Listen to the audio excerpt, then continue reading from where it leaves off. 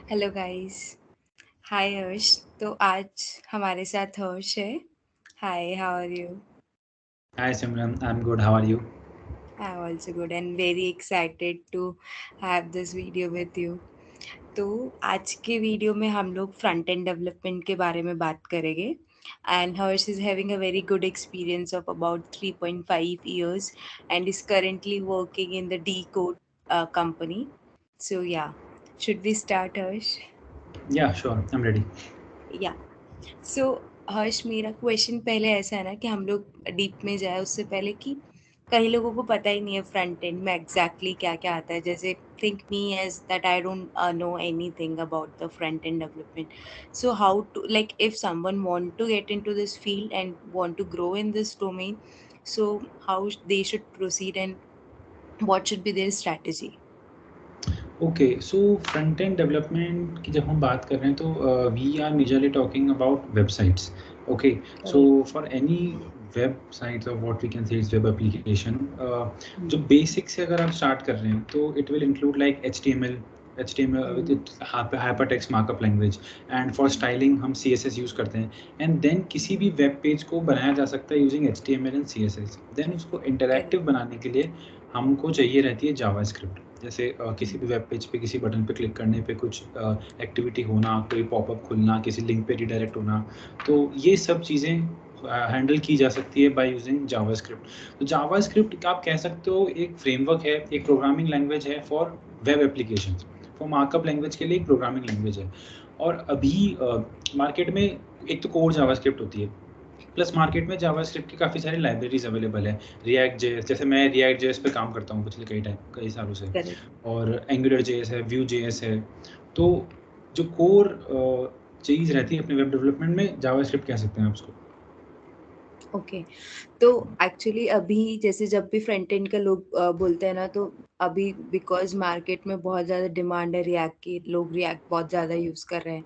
Angular पहले ज़्यादा use करते थे, तो कई लोग क्या होता है कि आई थिंक स्टार्ट ही वहाँ से करते हैं and they skip the basic functionality. So what your think, because I really think कि मैंने जितने स्टडी किया है कि आपको जावास्क्रिप्ट बहुत इम्पोर्टेंटली आना ही चाहिए, बिकॉज आप रिएक्ट सीख लोगे, काम भी कर लोगे, बट जब आपको कुछ एडवांस लेवल करना होगा तो फिर आपको लगेगा थोड़े टाइम बाद में, अरे यार मेरे को तो हो नहीं रहा है। तो यार ऐसा है कि JavaScript is like, we can say, एक जब एक घर बनता है तो एक नींव बहुत इंपॉर्टेंट होती है। तो जावास्क्रिप्ट इज़ दैट नींव फॉर वेब डेवलपमेंट। आप जैसे जैसे मैंने आपको बताया था कि जो रिएक्ट जेएस है वो बेसिकली लाइब्रेरी है जावास्क्रिप्ट की। तो जावास्क्रिप्ट अगर एक सेट है तो ये उसका एक सबसेट है।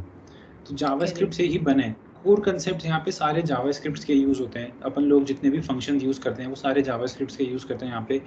थोड़ा उनको लिखने का तरीका में भी अलग हो सकता है, थोड़ा वेरिएबल्स को हैंडल करने का तरीका में भी अलग हो सकता है, बट जो कोर चीज़ है यहाँ पे वो आज भी जावास्क्रिप्ट ही है।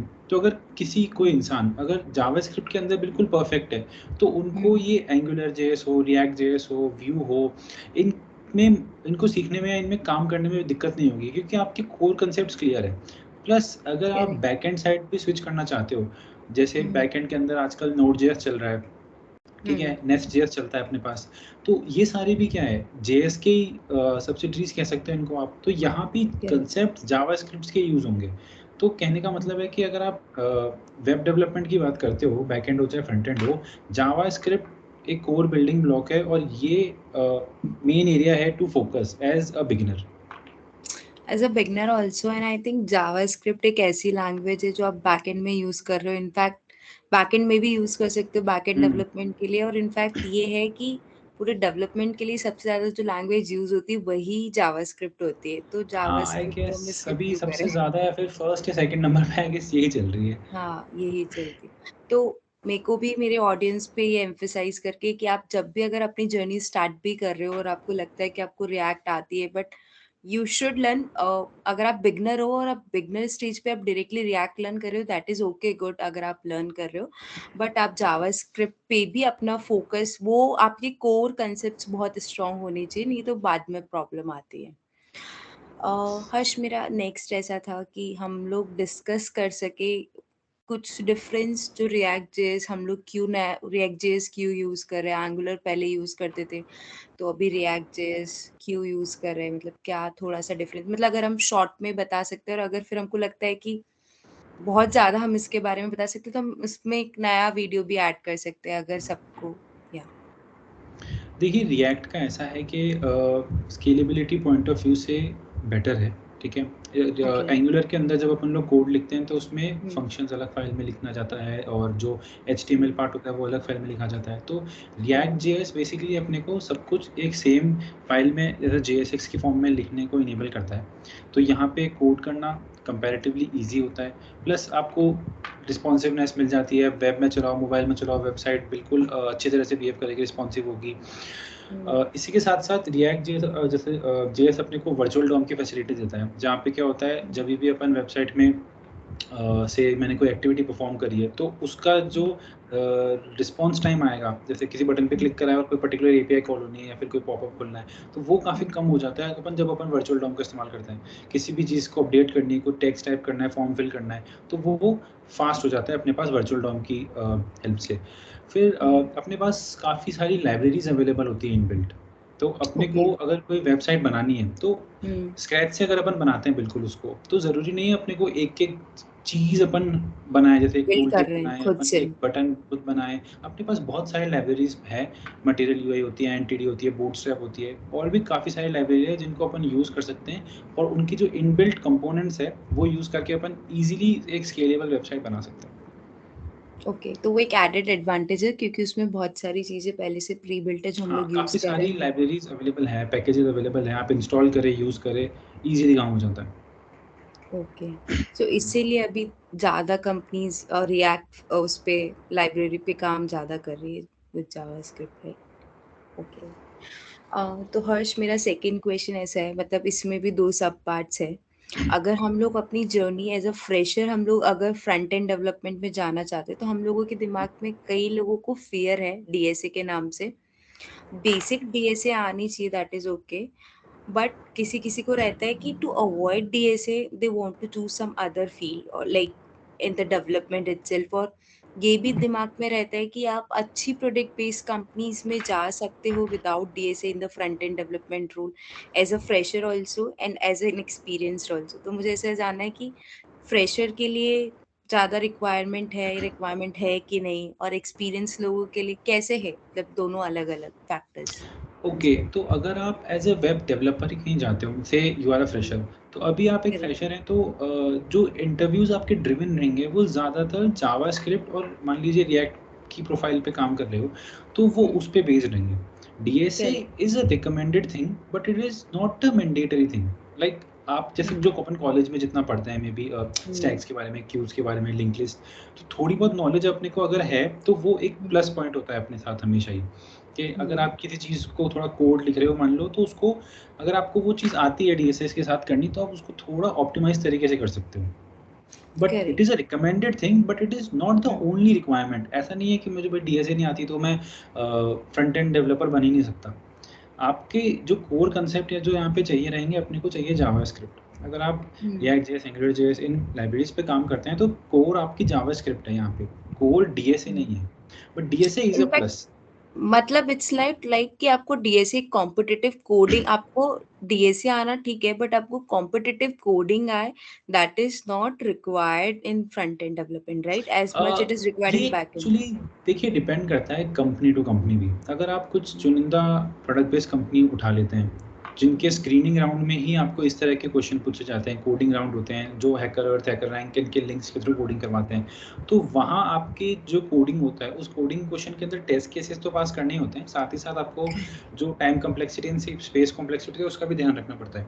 तो वहाँ ये चीज़ मैटर करती है कुछ specific top level product based companies के अंदर। बट इसका मतलब ये नहीं है कि जो मतलब हर कंपनी का अलग अलग रिक्वायरमेंट होता है और उसके हिसाब से अलग अलग तरह का उनका सेट होता है पेपर्स का भी।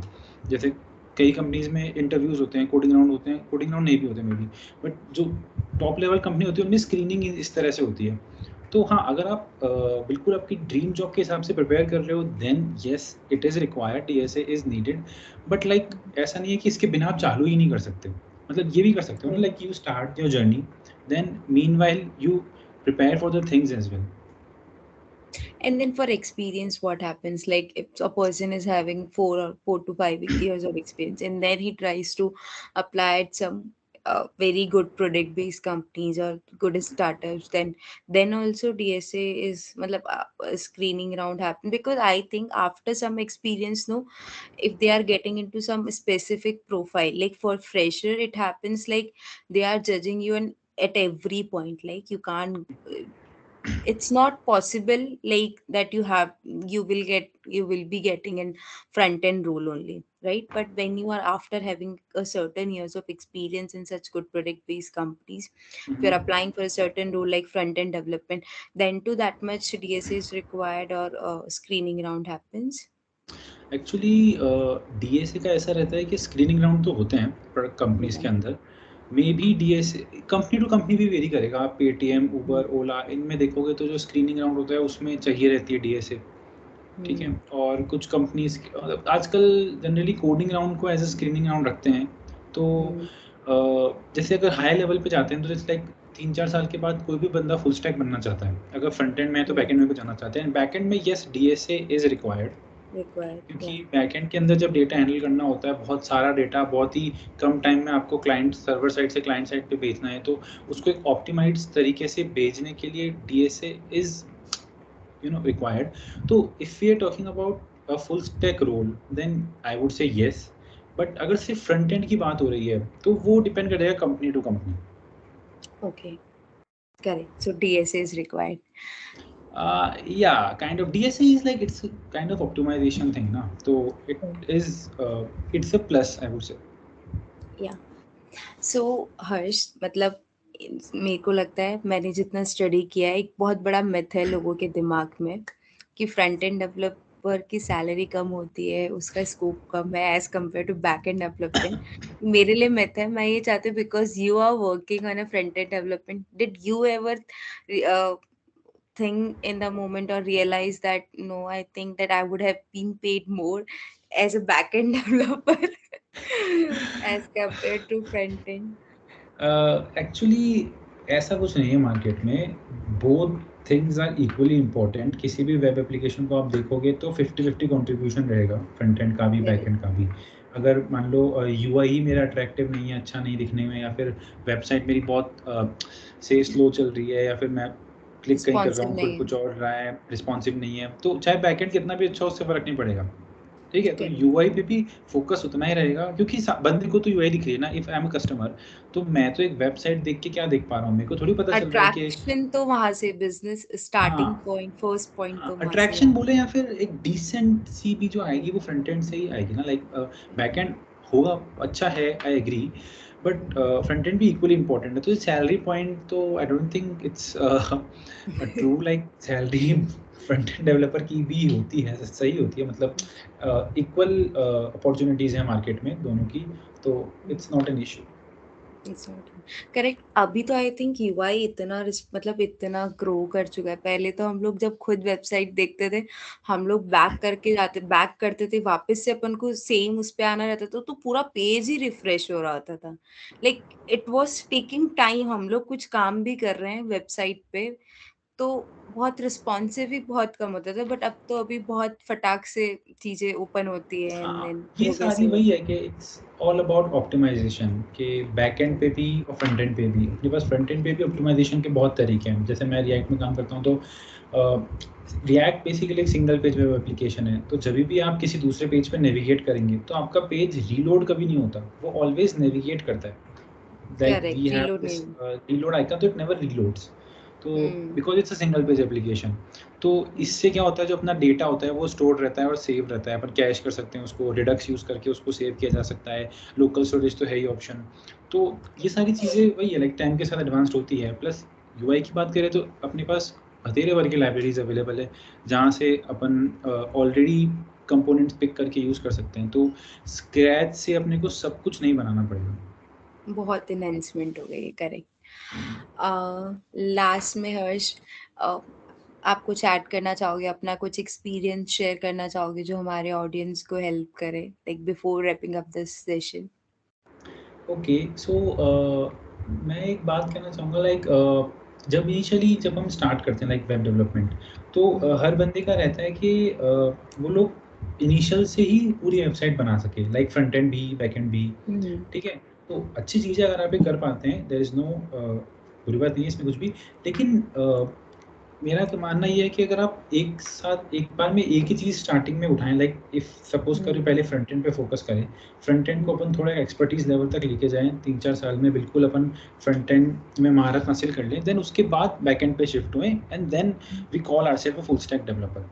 तो सेम थिंग गोज़ कि अगर आप बैक एंड से स्टार्ट करते हैं तो पहले बैक एंड में काम करें कुछ साल, वो जब बिल्कुल अपना अच्छा हो जाए, परफेक्ट हो जाए, देन अपन फ्रंट एंड में आएँ, फिर अपन फुल स्टैक बनें। अगर आप इनिशियल करते हैं तो मेबी फिर थोड़ा शायद ना प्रॉपर बैक एंड हो पा रहा है, ना प्रॉपर फ्रंट एंड हो पा रहा है, ऐसी सिचुएशन अराइज़ हो जाती है। तो आई थिंक एक चीज में एक्सपर्टीज इज मस्ट। हाँ, मतलब दोनों चीज। करने वाले कर भी रहे हैं, इट्स नॉट ऐसा नहीं कि कोई नहीं कर पाता, बट अगर आप लाइक एक्स्ट्रा ऑर्डिनरी पर्सन नहीं है, बिल्कुल अपनी तरह है, तो हाँ। एक साथ में अपन पहले एक ही चीज़ करें, देन अपन दूसरी चीज़ पे शिफ्ट करें। तो यही कहना चाहूँगा लाइक मैं तो।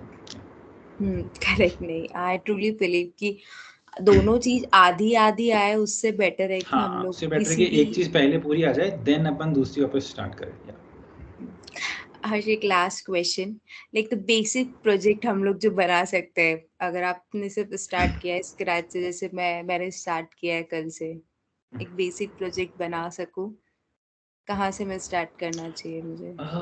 देखो बेसिक प्रोजेक्ट एक बना सकते हो आप। सबसे बेसिक प्रोजेक्ट जो चलता है ना, वो चलता है टू डू लिस्ट करके। ओके। आप उसमें कुछ नहीं करना रहता, लाइक एक टेक्स्ट फील्ड है अपने पास, एक बटन है अपने पास और एक लिस्ट है अपने पास। मैं अपने एक टू डू लिस्ट बना रहा हूँ like what I have to do in whole day. Like morning के अंदर अपन बना रहे हैं कि सबसे पहले we have to have breakfast, then go to office, then complete our work, then have lunch, then after that like and then return to click home, on the then button, have right? Dinner. Like, Yeah, yeah. so you just enter the field in the text, you click on the button and it appears in the list. And then what okay. you can do is like as soon as every task gets completed, like say I've had my breakfast, I prepare the list in the morning, okay, then I've had my breakfast, so I can click on it or I can check it out like okay, this is completed. Correct. So this could be a basic project to do list. Yeah. Correct. Okay. Harsh, मुझे बहुत अच्छा लगा आपके साथ ये video करके, and मुझे लग रहा है बहुत इंफॉर्मेटिव वीडियो है, काफ़ी हेल्प करेगा अगर किसी को अपनी जर्नी स्टार्ट करनी है तो। और प्लीज़ Sure. गाइस, अगर आपको भी ये वीडियो अच्छा लगा हो तो please like, share and subscribe my channel. Harsh, you want to request to subscribe my channel? Yeah, I would request you all to subscribe her channel. She is doing a great job and all the best. Thank you Harsh, coming in support. या, bye bye. Okay, bye.